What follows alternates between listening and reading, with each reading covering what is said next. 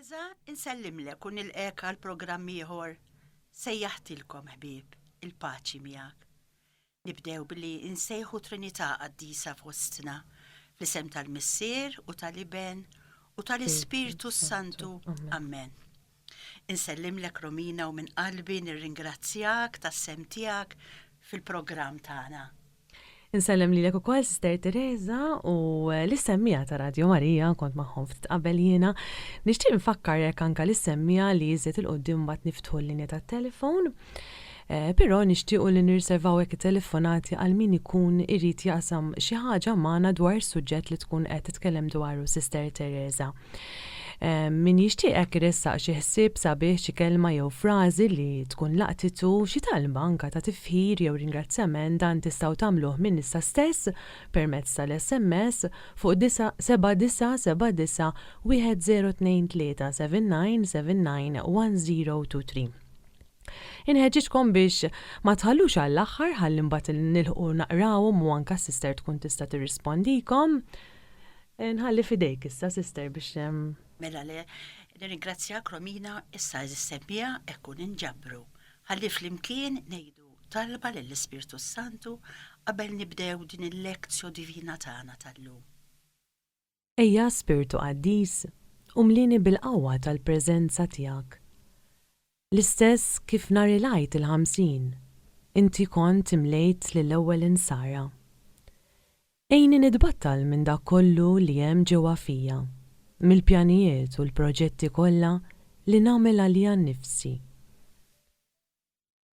U għall-oħrajn, għax b'hekk biss inkun nista' nilqa' aħjar il-kelma li se tagħtini. Dawwa li moħħi biex nifhem il-messaġġ li għandek għalija u kebbiż li qalbi biex inwettqu f'ħajti u f'dik ta' ħuti. Dan għall-akbar glorja tiegħek. Amen.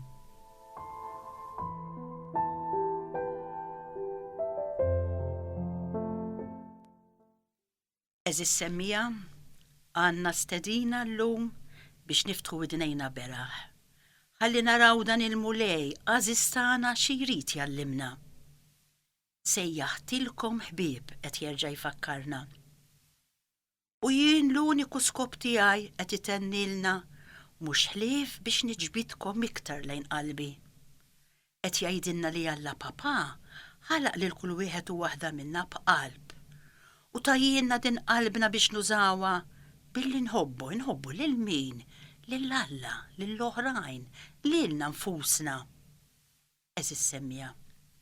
Kulħadd jgħid li jħobb kieku huma huwa fatt li ftit huma dawk li jħobbu tassew. Biżejjed mur fuq il-post tax-xogħol. Biżejjed xi ħadd joqrosni għax tarani nirvilla kultant u nibqa' bil-ġlied ma' dak li jkun għal tul ta' żmien. Addiju l-ħbiberija. Biex tkun tixraqli il-frażi sabiħa ta' Ġesu, insejħilkom ħbieb, jeħtieġ nipprova li ma nxellef qatt il-ħbiberija ma' dawk ta' madwari. Ma nafx kif sirna. Ġesu Kristu jipriedka li aħjar naqdu lill-oħrajn u aħna rridu nikmandaw lill-oħrajn. Jgħidilna biex naħfru u aħna rridu mpattuha. Għallinna biex ma naħsbux se niklu se nilbsu u aħna rħilna nqalbu l-ktib tal-bank. Qegħdin nindunaw li aħna dejjem irridu nagħmlu l-oppost ta' dak li jixtieq minna dan Ġesu il-Qaddis tagħna. Ġesu Kristu għalinna biex ma nibżawx mill-mewt pereżempju, u aħna nħabilku biex intawlu ħajjitna nibżaw. Ġesu għalinna biex inħobbu lill-Alla fuq kollox. Aħna nħobbu lill-Alla ħafna drabi. Wara kollox, jekk jibqa' li ħin, għax fil-ħajja trid tkun prattiku jgħidulek u fil-prattika kollha tagħna eżis semmija mhux ħlief nibilgħu ruxmata, frustrazzjonijiet u niket. Ma tgħid hemm soluzzjoni, iva, isimgħu se jwieġibek Ġesu Kristu stess. Ħobbni b'moħħok kollu, b'qalbek kollha, bis-saħħa tiegħek kollha. Inħobbu b'qalbi kollha qalli, imma xi jfisser sew? Ifisser tagħtih raġun dejjem, ifisser ma tingħajx u ma tirressenjax ruħek meta tiġri xi ħaġa f'ħajtek li ma tifhimx. Alla jafx qed jagħmel, Alla jħobbok, Alla hu aktar bravu minnek u jaf eżatt x'inhu l-aħjar għalik.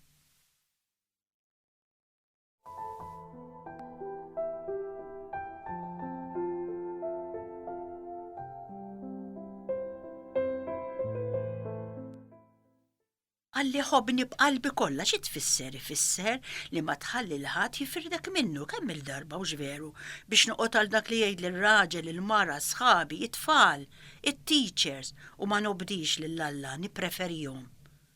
Kemm il-darba il-kilba għal pjaċir jew il-kumdità jew l-istima tal-oħrajn biex ma naqax aċċajt inwarrab dak li jixtieq minni dan Ġesu tagħna. Ħobbni b'saħħtek kollha jfisser ma tħallix ix-xogħol u l-flus imexxuk. Tara nies jaħdmu u ma jaraw xejn aktar.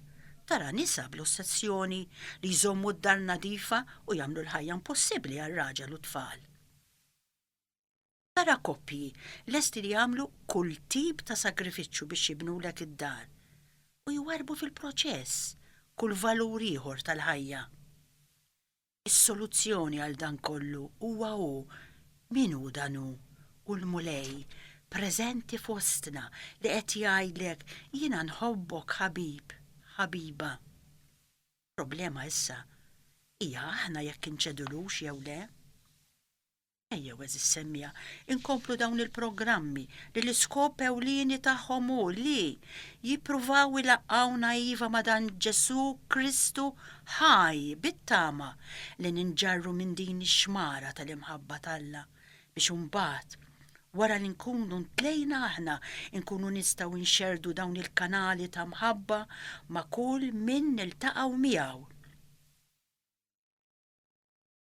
Qabel ngħaddu għall-lezzjo divina tal-lum u naraw il-mulej x'ixtieq jallimna, nixtieq nerġa' nfakkarkom x'inhi din il-lezzjo divina.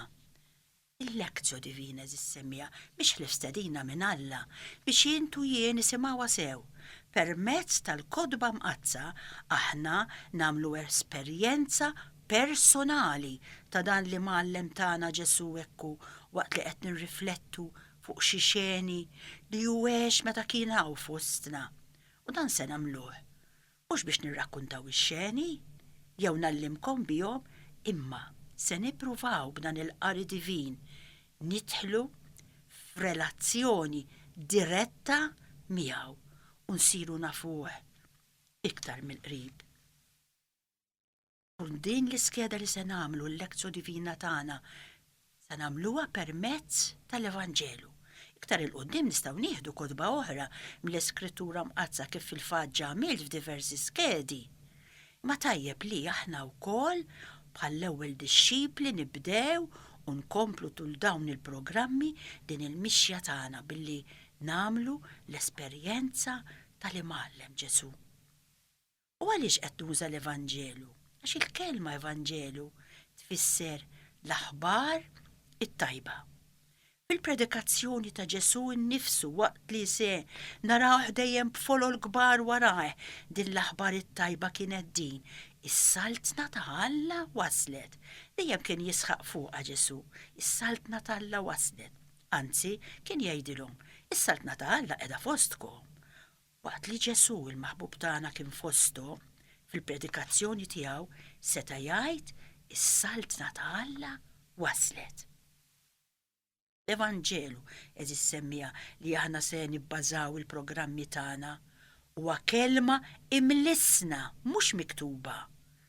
Aħna l-Evanġelu aktarx nafuh bħala test miktub, imma l-ewwel insara din l-aħbar it-tajba kienet kelma ħajja ipritkata minn dawk stess li kienu jafu lil Ġesu li jiltaqgħu miegħu personalment, kelmuh u semgħuh jipritka. Fuq kollox raħ u kelmuh wara l-qawmien tiegħu mill-imwiet, f'xi kasi anki wara l-qawmien tiegħu saħansitra kienu miegħu qegħdin nisimgħu dawn ir-rakkonti f'dan iż-żmien li qegħdin fih. Dawn kienu xut tal-qawmien tiegħu mill-imwiet. Eżis semmija, l-Evanġelu hu esperjenza ħajja. anzi għal-komunità tal-bidunet, 72 il-grupp tan-nisa, għal daw kollha l-Evanġelu kien esperjenza ta' ħajja li huma għamlu ma' dan li mallem tagħhom. Ma kienx storja li qraw dwarha, imma esperjenza li kienu jgħixu kuljum. Ma kienx ġrajja li qraw dwarha, imma persuna ħajja li jgħix magħhom u kien kuljum dieħel u ħireġ magħhom dan li mallem.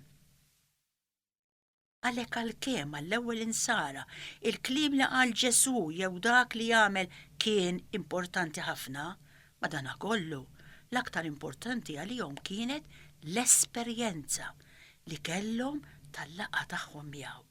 Kien importanti li l-ewwel isiru jafu lilu kif jeħtieġ li nagħmlu aħna biex wara japprezzaw kliemu.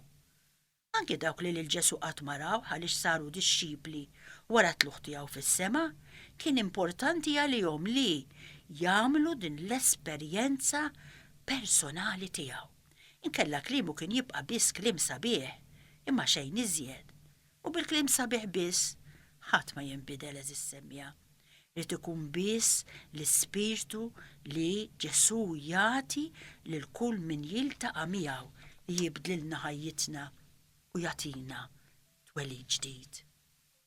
Allura, għalija u għalik li qed tisma' l-Evanġelu mhux rakkont ta' x'għamel u x'qal Ġesu ta' Nażaret, imma esperjenza ħajja tal-laqa li d-dixxiplu jagħmel ma' li mallem tiegħu.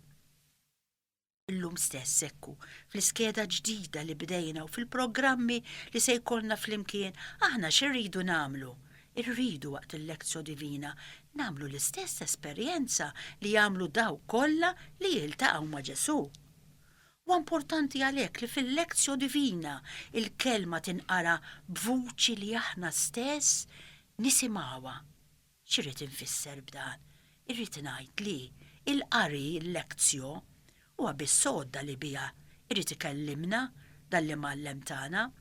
Fil-verità, il-parti tiegħi u tiegħek waqt il-lezzjo divina hu li nisma' l-istess kif kienu jagħmlu d-dixxipli jinxteħtu f'riġlej Ġesu u joqogħdu jixtarru kliemu. Nitolbu hekk lil dan il-mulej biex f'dawn il-programmi tal-lezzjo divina li se jipprovdilna tul din l-iskeda jtina is-smieħ divin ħanamlu kif għamlet Marija u d-dixxipli. Tajjeb eżis semmija li nitalmu wkoll li min ikun qed ilissen il-kelma tas-silta tal-Vanġelu lill-oħrajn waqt il-lezzjo divina, dan mhux jaqra l-kelma jkun imma jipproklama mill-banda l-oħra. Min ikun qed jisma' irid imur lejn mill-vuċi tal-persuna li qed taqra imma jagħmel attenzjoni speċjali għal xi kelma, frażi jew sentenza li Alla irid ikellmek biha. Lilek irid ikellmek, lilek li qed tisma'. Lili jrid jgħidli mod u lilek irid jgħidlek mod ieħor. Niftakru ftit hekk x'kienet tagħmel il-folla kull darba hekk insemmu li Ġesu kien ikun imdawwar b'folla kbira. X'kienet tagħmel il-folla meta kienet tmur tisma' lil Ġesu? Qed tinsa kollox. Saħansitra l-ikel. Tiftakru l-miraklu ta' tkattir tal-ħobs? X'insar fil-għaxija, id-dixxipli qalulu hawn post imwarrab u l-ħin għamel sewwa Ġesu ibagħthom lin-nies ħajmorru fl-irħula jixtru x'jieklu. Dan ifisser li biex marru wara Ġesu laqqas biss ħadu ikel biżżejjed magħhom. U kollox baqgħu hemm bla ma ddeċidew minn rajhom li jmorru jfittxu l-ikel. Kapaċi jienu int nagħmlu l-istess. Ngħid għalija jien ċerta li mhux dejjem kapaċi, ma jiena ċerta wkoll li jekk nagħtih kollox huwa kapaċi ibattalni. Għal-lezzjo divina eżis semmija rridu nersqu b'attitudini meħtieġa biex verament nieħdu frott minna. U tafu x'inhi din l-attitudni meħtieġa? Hija l-umiltà. Dintenni nintebaħ li jinfadalli ħafna x'nitgħallem. Irid inkun lesta naċċetta kemm fadalli x'nakkwista mill-fidi tal-oħrajn u tal-Knisja. Importanti li ikolli fiduċja sħiħa li Alla se jkompli juża l-lezzjo divina u l-Evanġelu bħala l-art li fija se jlaqqani ma' Ibnu Ġesu Kristu il-maħbub tagħna. U dan minkejja d-nub tiegħi lili. Iva lilek. Alla Papa irrid ilaqqana mal-istess Ibnu Ġesu, l-istess kif 2000 sena ilu il-Palestina kienet l-art fejn Alla l-Missier laqqaw lil dan Ibnu Ġesu mad-dixxipli.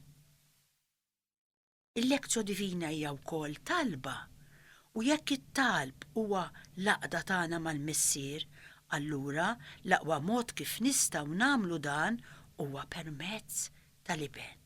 Ħadd ma jmur għand il-Missier jekk mhux bija qalilna Ġesu. Imbagħad bħala riżultat ta' dak li ħadna mill-lezzjo divina rid ikun hemm l-involviment tiegħi u tiegħek. Dan ifisser li kull ħidma tagħna fil-familja, fil-komunità, fil-Knisja, fost il-ħbieb u kull xogħol pastorali li nwettqu irid ikun bħala riżultat tal-intimità li għandna ma' dan li mallem tagħna.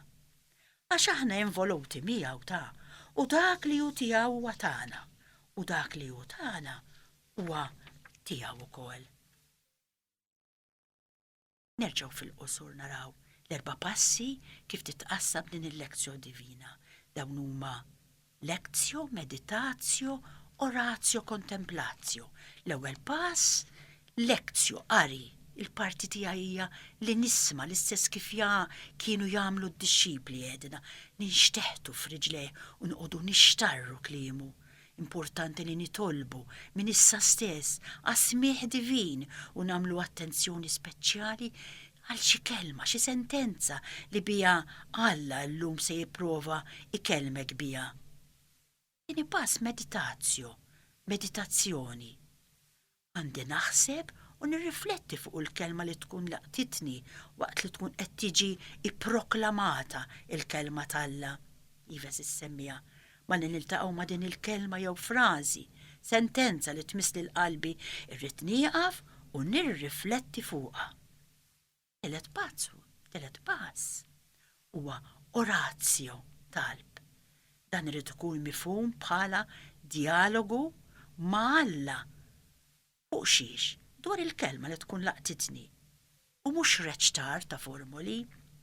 Jekk it-talb huwa dialogu, allura jeħtieġ mhux biss li nitkellem jien, imma wkoll li inħalli lilu jkellimni. U fl-aħħar hemm kontemplazzjoni din daqsxejn tqila, ma kull ma sanajtu ifisser li hawn hu l-mument semmija fejn irrid nitbattal minn innifsi u ma nagħmel xejn li nintelaq f'idejh bħal tfajjel żgħir li jintelaq f'ħoġol missieru.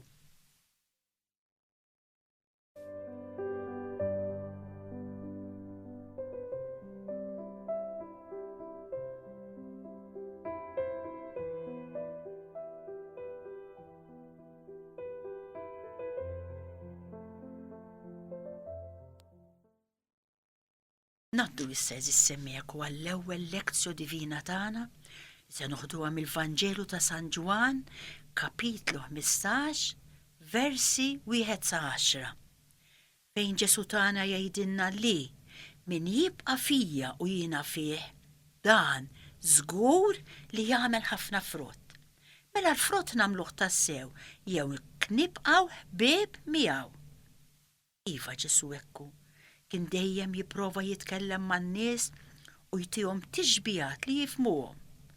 Dak il-ħin kellu nies bil-kampanja allura għażel tixbija li jistgħu jifhmu dak li rrid iwaslilhom. Ja tixbija li biha jrid ifham lili u lilek illum. Din it-tixbija Ġesu li mgħallem maħbub waħdini tagħna irid ifisser laqda kbira li jeħtieġ ikun hemm bejnu u bejn dawk li jemmnu tassew fih.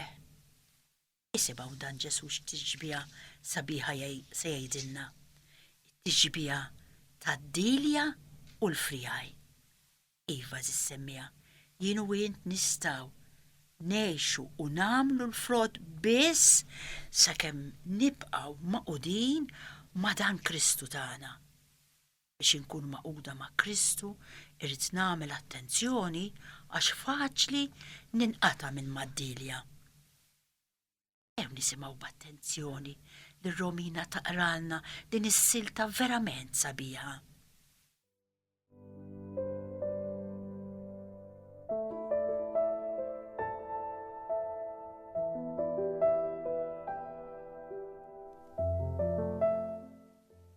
F'dak iż-żmien, Ġesu qal lid-dixxipli tiegħu: Jiena d-dilja vera u missieri l-bidwi. Kull fera fija li ma tagħmilx frott u jneħħiha, u kull waħda li tagħmel il-frott araw x'jagħmel. Inaddafa biex tagħmel frott aktar. Lid-dixxipli tiegħu qallhom: Intom ġan daf minħabba fil-kelma li qedtilkom. Ibqgħu fija u jiena nibqa' fikom.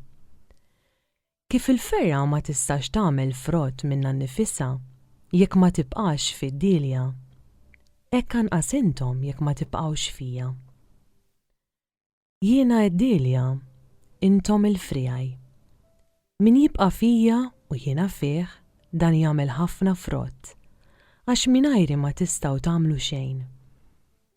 Min ma jibqax fija jintrema barra bħal ferra u jinxef. Imbagħad frijaj bħal dawn jiġbruhom u jixtħuhom fin-nar u jinħarqu. Jekk tibqgħu fija u kliemi jibqa' fikom, itolbu kull ma tridu u dan ikun mogħti lilkom. Din hija l-glorja ta' missieri li intom tagħmlu ħafna frott u tkunu dixxipli tiegħi. Kif ħabni missieri hekk ħabbejtkom jiena. Ibqgħu fil-mħabba tiegħi. Il-kelma tal-Mulej. Roddu ħajr lill-Alla.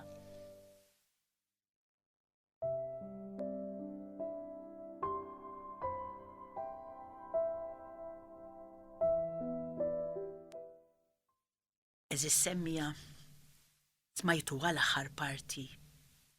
Għaltinna kif ħabbni missieri hekk ħabbejtkom jiena. Ibqgħu fl-imħabba tiegħi. Din is-silta bil-Vanġelu dan Kristu li mallem tagħna qed jgħid li huwa d-dilja ħajja u vera u li kull min għandu l-ispiritu tiegħu jagħmel il-frott marell li jagħmel hu.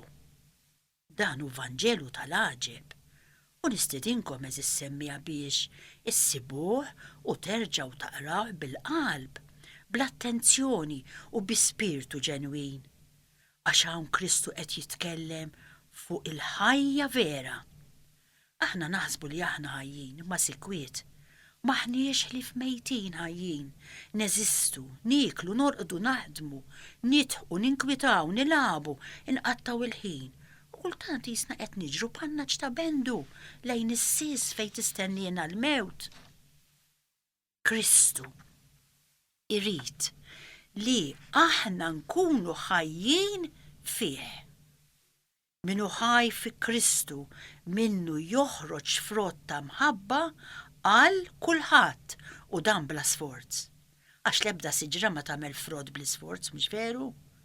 Id-dilja tnissel l-nieqed tal-għene bla ma titqanżaħ imma bl-akbar mod naturali. Jien u jint bħala nsara irridu namlu l-emejjel li kien jagħmel Kristu b'mod naturali, għax nafu x'jagħmel fina l-Ispirtu Santu jekk però inħalluh jikber fina biex jagħtina natura ġdida. X'inhi din in-natura ġdida? Eżis semmija, in-natura li nitwildu biha hija natura selvaġġa ta' imwaqqa ġellieda tiġbed lejha nfisha. Aħna dejjem bil-għajnuna ta' Alla nippruvaw, nedukawa ħafna kieku, nimmansawa, niffirmaw la ċertifikat ta' tjiba bl-opri tajba li nippruvaw namlu. Imma jiġu momenti meta toħroġ il-verità. Xi ħadd jagħmillek inġustizzja serja jew mhux serja, u hawn jaqa' kollox xi mħabba. Jien ma rridx inħobb iżjed lil dik l-antipatka jew lil dak il-kiesaħ. U di il-verità eżis semmija. U hawn nixtieq ngħidilkom daqsxejn ta' storja li turina kemm importanti li nsiru nixbħu lill Mugħallem tagħna Ġesu li ħabna bil-libertà kollha. Tafu intom li dan li Mugħallem tagħna Ġesu għamilnielu x'għamilnielu jibqa' jsejjaħli ħabiba. Ma kemm każijiet jiġru fil-ħajja tagħna. Issib persuni propju edewwa ma jridux jafu b'xulxin. Kemm jixtieqna l-mulej inkunu strumenti ta' paċi fis-soċjetà tagħna, fil-familja tagħna, fuq ix-xogħol tagħna. Aħna fejn aħna. Nisimgħu din l-istorja u naraw Ġesu x'lezzjoni importanti irid jgħallimna minnha.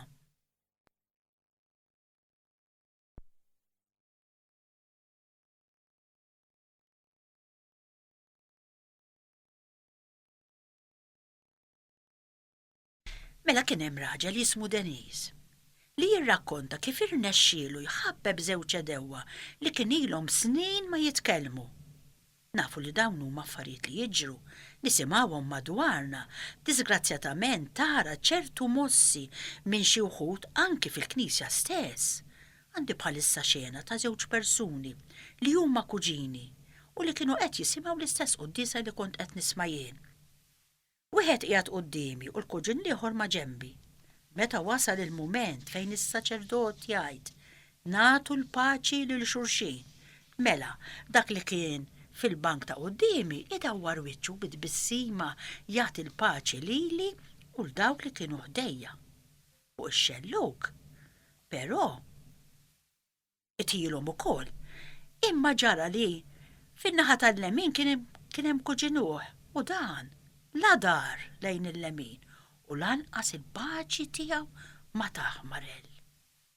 U dan Ġesu għamilnielu x'għamilnielu jibqa' jsejħilna ħbieb u aħna forsi għal ħaġa ta' xejn kultant nibqgħu ma nitkellmux għal tul ta' żmien. Nippruvaw li aħna ma nkunu qatt minn dawk il-persuni li għandna xi ħadd għadu tagħna, imma kif iwissina Ġesu immorru mill-aktar fis biex nagħmlu paċi u nsewwu dak li hemm bejnietna. Għax dan Ġesu qaddistana li huwa psikoloġist mill-aqwa meta qallek aħfer qala għalik a favur tiegħek ta' għax meta taħfer għandek tkun taf l-ewwel ma tigwadanja huwa int għax il-paċi u l-ferħ ġewwieni li tħoss wara li taħfer huma inspjegabbli. Forsi kellek xi esperjenza jekk le nissuġġerilek tipprova tagħmel din l-esperjenza u taħfer ta' u mbagħad ħares lejn ir-riżultat. Ejjew nisimgħu kif Denis irnexxielu jħabbeb żewġ edewwa li kien ilhom snin ma jitkellmu. L-ewwel m'għamel uża ħiltu kollha biex jiltaqa' magħhom bl-iskop kif se nisimgħu li jerġa' jagħmilhom ħbieb. L-ewwel m'għamel iltaqa' ma' George u qallu isma' xi tgħidli għal Tony. Dan Tony huwa l-personaġġ li hu miġġieled ma' George. George mill-ewwel saħan u qallu Tony dak hu l-iktar bniedem mill-ar li qatt iltqajt miegħu. Denis qallu iva, qallu però kemm iħobba lill-familja. Iva lill-familja jħobba imma għalija wieġbu George jibqa' mill-ar. Jiet wara dan Denis iltaqa' ma' Tony u qallu xi tgħidli għal George. Dak wieġbu billi qallu dak l-ar bniedem li qatt tagħmilta miegħu. Qallu eħe, qallu mela mhux bħalma qalli u għalik ta' tgħidx kemm faħrek għax inti tħobb il-familja ma nafx eżis sembi għandhomx tindunaw.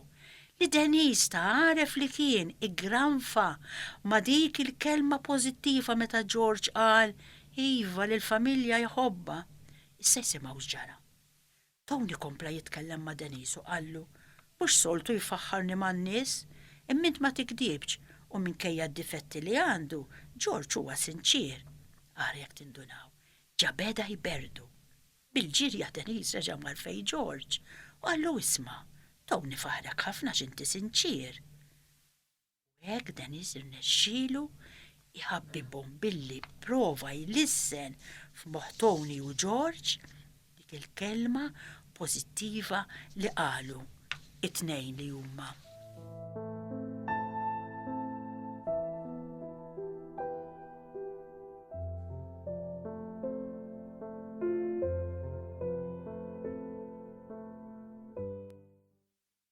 Eżis semmija, kapaċi nagħmlu l-istess jien u int.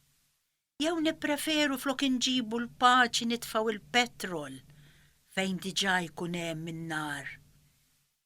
Dan jiġri ħafna qiegħed eżis semmija.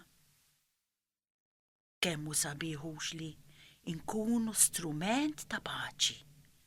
Min iħobb verament l-Alla u jrid verament ikun strument ta' paċi, mhux isaħħan lil dak li jkun irid, imma kif għamel Denise. Flok kompla jsaħħan ipprova joħroġ il-pożittiv. Nippruvaw eżis semmija nitwaħdu mal-ispirtu tad-dilja vera biex jagħtina natura ġdida, in-natura ta' Alla nnifsu. Dan hu it-twelid ġdid li Ġesu l-Qaddis tagħna kien tkellem dwaru ma' Nikodemu. Hemm irridu naslu. Għax min ma jitwelidx mill-ġdid bl-ispirtu jinxef u jinqata' mid-dilja. Imma min jieħu dawn l-affarijiet li qed jgħidilna illum Ġesu bis-serjetà u jixxenna għall-Ispirtu Santu tingħatalu din in-natura ġdida imqajma mill-mewt u jsir kapaċi li jagħmel għeneb li jingħasar f'imbit tal-festa, ġifieri f'imħabba għall-ieħor mhux fil-mibeda. Tħobbu hekk kif inhu mingħajr ma tipprova tbiddlu, importanti din se nerġa' nirrepetija. Taċċetta lil dak li jkun mingħajr ma tipprova tbiddlu.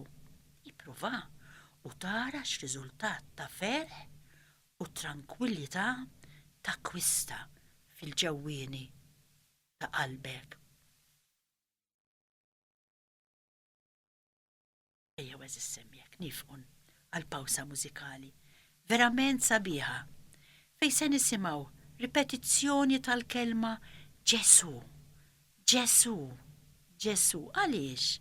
Għax kif ser nisimgħu Ġesu bissu l-unika tama tagħna, il-fejqan tagħna, il-faraġġ tagħna f'kull tiġrib. Namlu attenzjoni għal kliem sabiħ li fiha. Nisimgħuha. Ġesu, Ġesu, Ġesu.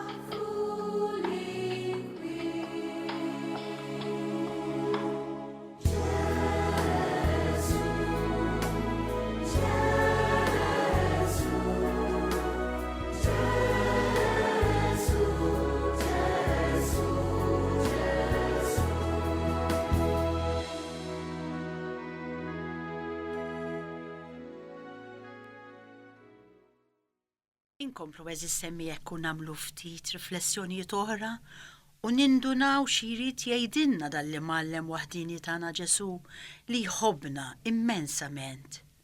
Ek qed jallimna li is-sigriet ta' ħajja nisranija awtentika ġejja biss mill-laqda tagħna miegħu. Il-bogħod minn dan il-prinċipju jeżisti biss ta' ħwit u dlamijiet. Jekk aħna għaddejja fidili talla dan ġej biss mill-ħnina kbira u l-grazzja talla li tagħna lil dan l-uniku ibnu Ġesu b'medjatur tagħna l-bnedmin. Isimgħu sew dan li ġej eżis semmija. Minnu kull bniedem irid jagħmel ċentru ta' ħajtu biex inissel fih u jżomm ħajja il-grazzja talla. Jien id-dilja intom il-frijaj għalinna, min jibqa fija u jiena fih, dan jagħmel bosta frott. Ħadd ma jista' jmeri dan il-fatt.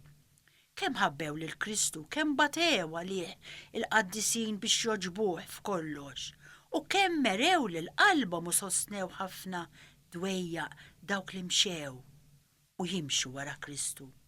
Min fejn daw in-nies ġabu dan il-kuraġġ biex jelbu dak kollu li kien ta' tfixkil fil-qadi ta' dmirijietom lejn Alla? Il-kuraġġ eżis semmija ġabuh mill-laqda u l-komunjoni ma' dan Kristu l-waħdini tagħna. Dan Ġesu li qiegħed hawn ikellmek illum kien l-ikel tar-ruħ tagħhom. U nsaqsik, Ġesu hu l-ikel tar-ruħ tiegħek. Ġesu kien l-akbar ħabib tagħhom u l-ikbar ħabib tiegħek. Miegħu kienu jaqsmu l-ferħ u n-niket tal-ħajja tagħhom. U int, ma' min taqsam il-ferħ u n-niket tal-ħajja tiegħek għejd?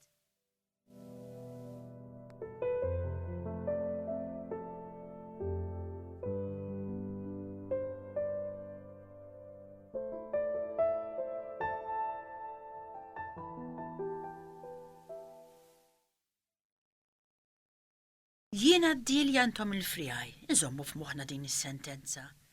Ekk isimgħu jerġa' jgħid Ġesu, ibqgħu bi granfati miegħi, tħadnu miegħi, għax mingħajri intom ma tistgħu tagħmlu xejn, vera tmut jekk tkun maqtuha mid-dilja, tinqatax mid-dilja, imma żomm fiha il-ħajja u żgur li tagħmel il-frott jekk tkun parti mis-siġra li qed tirrappreżenta lili qed jgħidilna Ġesu.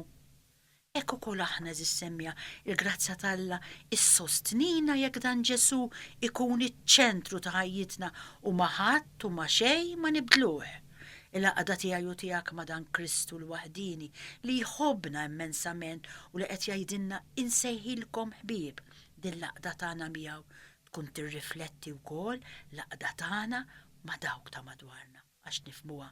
Ma tistax tkun mifrut mill-proxmu tiegħek bil-ġlied jew bil-għejra u tajt li tkun maqgħud Malla. Le, ma jistax ikun.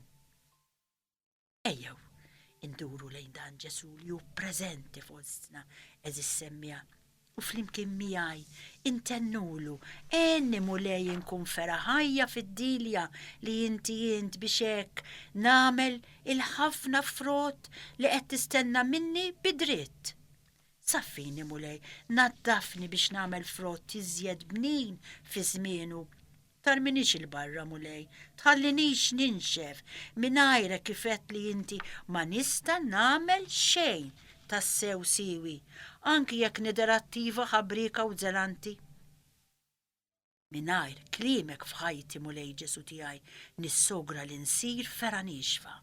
Mulej, ibdilni enni nitkellem fismek bħila kbira mhux tant bil-kliem ta' daqskemm bil-konvinzjoni ta' Emili, bil-ġenwinità ta' ħajti, bil-maturità tal-imġiba tiegħi.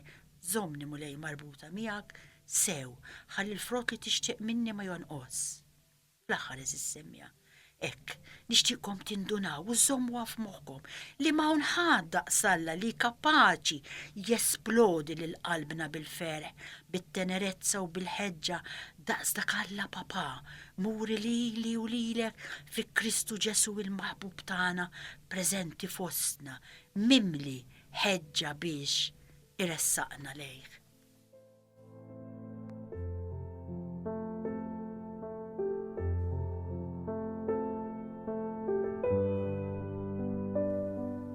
Se niftu issa l-linja tat telefon nfakkarkom fin-numru li huwa 21453-106 nitlobkom iżommu mas-suġġett u fil-qosor għax anke l-ħin jagħti jafas. Inżommu mas-suġġett li kelmitna fuq Sister Teresa. Kif ukoll tistgħu tkomplu tibgħatu l-messaġġi fuq 79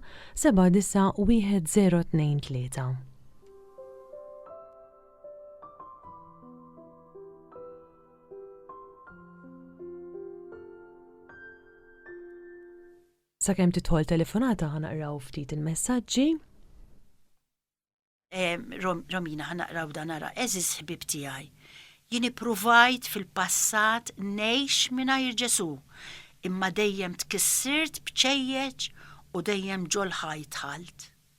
Li kieku ma kienitx Romina għalija, jien żgur li spiċċajt għamilt suwiċidju.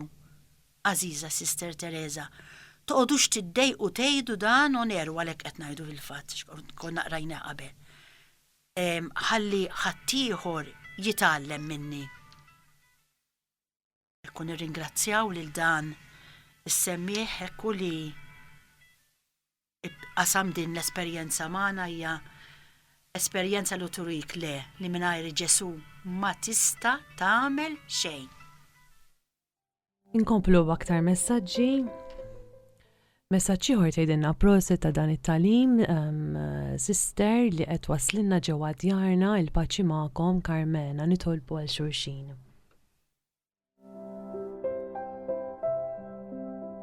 Infakkarkom fin-numru ta' telefon li huwa 21453-106 jekk tixtiequ titkellmu ma' Sister Teresa.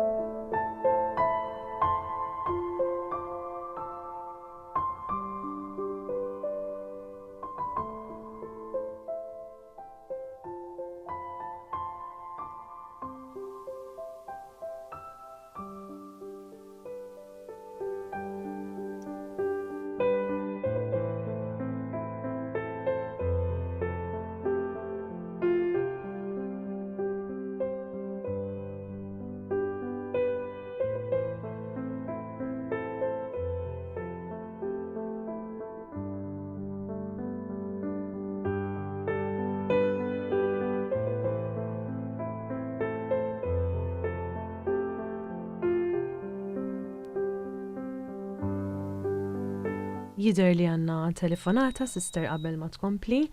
Hello Radio Maria. Hello Radio Maria. Qed nisimgħuk, hello.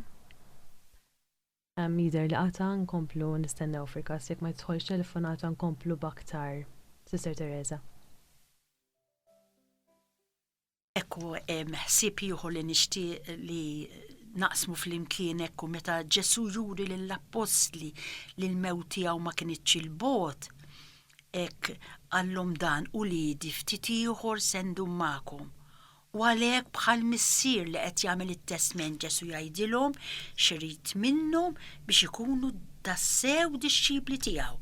Ħawafqek ftit sister x'idher li daħlet telefonata ta'. Hello Radio Maria.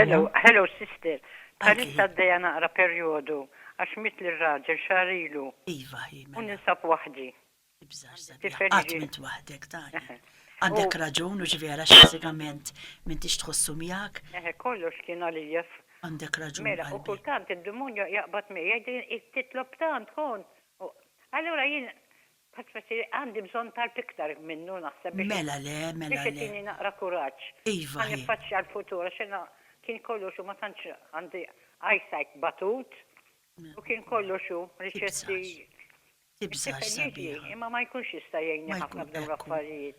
Iva, għandek bżon ta' ħafna kuraġġ, però ħanajdlek nafu li jekk speċjalment kellu xi tbatija u dan, nafu li qiegħed f'post fejn dalli mgħallem li qed ikellimna llum u li minn hemm inti tista' mhux titlob għalih titlob għalih, imma titolbu itik lajnuna. Vera. Issa u għandu ħafna fakultà li jista' jagħmlu dan, Inti titlob għalih ħattellaw mill-aktar fis ħdej li mallem. Da. Imma fl-istess ħin jitolbu. Però għandek mit-telf raġun u ġveru. Imma hija tbatija di li għaddejja minna wkoll li sa ħajkolla ħafna suċċess il-qoddim din it-tbatija tiegħek. Aħna qegħdin fil-kju u ġvera mixjin wara xulxin u ġveru. U hemm din it-tama li jiena dan li għaddejt iż-żmien ma' żewġi hawnhekk u kon kollox għalija tibżax issa il-mulej żgur li sa jirreplejsjah u hu wkoll, għax minn hemm għandu l-fakultà kif qed ngħidlek. Però inti għamil dejjem kuraġġ ta' u ġvera. Jien nitlob u ma ngħidu bambina ħattu mhux għax ikkassigani għall-bnubit, għax il-bambin ma jikkassigax. Le, dan ma Imma ngħidu jagħmilx. bambin jaħassra. Jarħat li ngħiduha kultant. Ejja u qed nitolbu joħodni. Għajdlu, isir minni dak li tixtieq. Iva. Isir minni dak li tixtieq. Indiħes miegħu, igranfa jsjed miegħu, u issa waqt li qed tigranfa miegħu, tkompli qed tigranfa mar-raġel tiegħek għax dak hija ta' dejh. Nispera fekku vera, kan Le toqgħodx tispera ta' il-mulej qed tifhimni, Nemmen, speċjalment jekk taf li kien jiġifieri smajnu anke dan il-messaġġ li hawnhekk jekk kien dejjem mitħla ma' Ġesu, mitħla miegħek juri mħabba lilek, ġa hemm ħafna pożittiv. Ekku vera, kien. Għamel kuraġġ sabiħa ta' u nitolbu. Mela, xkultant mhux naħda, ngħidha Madonna ma ħattuli. Ġesu għax ħattuli. Alla dak nibda nibżambat wara. Minti għamel hekk ara sa kieku miskin kien joqgħod jgħidlu ma mulej għax ħattili.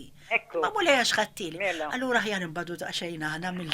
Ekku. Vera sabiħa. Konna nagħlqu telefona ta' għek għax sar il-ħin. Il-mulej miegħek ta' Jitolbu ħafna li. talbna f'moħħna u f'talbna dejjem is-semmija kollha. Ringrazzjakom. Grazzi Bye, lilek. God bless you. Iva. Ma fatalx aktar ħin, sister, nibdew nikkonkludu bil-mod Mela lej. ħallu mbagħad nkunu nistgħu nagħmlu anke s-sigla tal-aħħar. Ekku, mela wasalna fit-tmim ta' dan il-programm tagħna fuq dan it-topic li bdejt nitkellem fuq llum nixtieq inkompli anka fil-programm li ġej jekk Alla jrid il-ġimgħa d-dieħla. Kull ma nixtieq infakkarkom li dan il-programm ikollu repetizzjoni kull nhar ta' Sibt fil-5:30 ta' filgħodu. Issa ninġabru ekku biex nisimgħu nerġgħu lir Romina twassilna talba sabiħa ferm li tingħat fit-tmiem ta' kull lezzjo divina. Talba fit-tmiem il-lezzjo divina. Inroddulek ħar mulej Ġesu tal-kelma tiegħek li mhux biss tajta lid-dixxipli 2000 sena ilu, imma li llum ukoll tajta anke lili. Għatini l-Ispirtu Qaddis tiegħek sabiex bil-qawwa tiegħu ngħix kuljum fid-dawl tagħha u sabiex bimħabba nwassala lill-oħrajn. Dan itolbulek bl-interċessjoni ta' ommok u Ommi Marija li kienet l-ewwel waħda li laqata f'qalba u f'ħajjitha għall-glorja tal-Missier li miegħek jgħix u jsaltan flimkien mal-Ispirtu Santu. Amen. Sister, daħlu diversi messaġġi biex nitolbu għal persuni hekk dawn ovvjament ma nistgħux insemmuhom kollha, ma niġbruhom kollha taħt f'messaġġ wieħed u ġvera ħan nitolbu ħafna li jom anke issa dal-waqt se jkun hawn ir-Rożarju u nofruhom anke waqt ir-Rożarju. Mela lek, grazzi Romina. U flimkien ekku ma' Romina ħna insellmulkom u nirringrazzjawkom anke li kontu magħna għal dan il-programm. Il-paċi. Makom, inselli għalik sister, grazzi ħafna ta' dan il-programm ukoll. Grazzi lilek ukoll Romina.